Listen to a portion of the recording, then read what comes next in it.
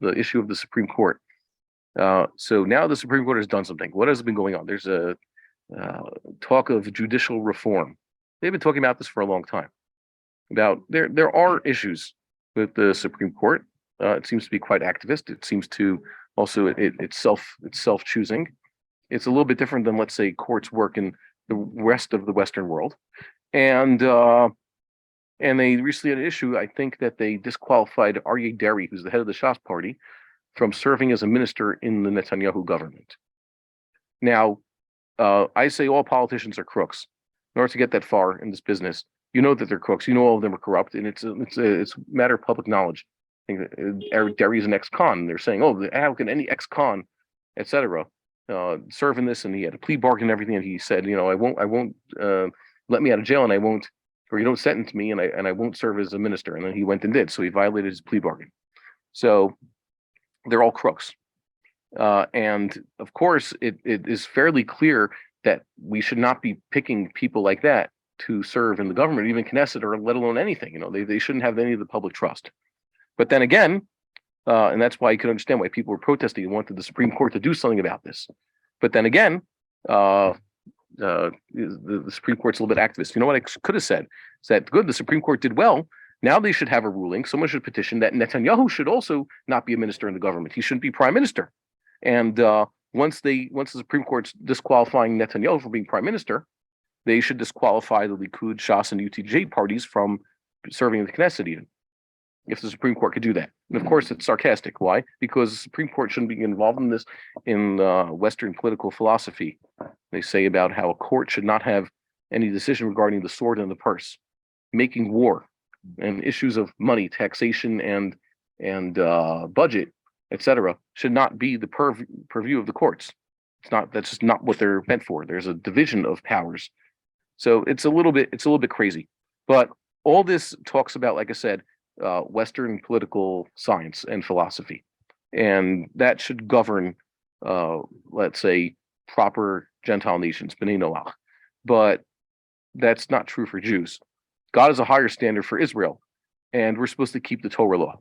And these governmental institutions are a far cry from whatever it is the Torah wanted as described to us by our sages. It just doesn't exist. It just doesn't. It's I like to say that the Supreme Court is arkos. Going before local courts that are not Torah courts is forbidden. It's a chil Hashem. Now, if the arkos were run by non-Jews, you have an extreme problem that's basically going in front of Avodah Zarah. And if they make you take an oath, it's like swearing in the name of Avodah Zarah. It's a really big problem. Okay, it's a chil Hashem. It's a kfira. And if you say it's a Jewish court that's just secular and a lot of atheists there, and it's a law that's entirely not the Torah. Say it's based on Torah law. In what way? They speak Hebrew? I didn't see that. The Talmud isn't their basis, and they're not Talmud scholars. I think it's a corrupted form of British common law, because at least British common law, when they have their courts, they are using a constitution. They're limited by that. But here they just have whims. So the Supreme Court is basically a joke. It's a chil Hashem and a joke, and it needs to be replaced. And that's the honest truth. It's not that they overstep their bounds. If they're a Western court, they overstep their bounds. It doesn't mean that Deri is a good guy. But for us, this is totally wrong. This is not what we're supposed to have. We're supposed to have a Sanhedrin, and a Sanhedrin is supposed to function according to proper rules. And the Sanhedrin, by the way, has a constitution. It's called the Torah. And of course, whatever we could do to improve the Supreme Court should be done. Yeah, if they make the Supreme Court a little bit more like a Western court, in which the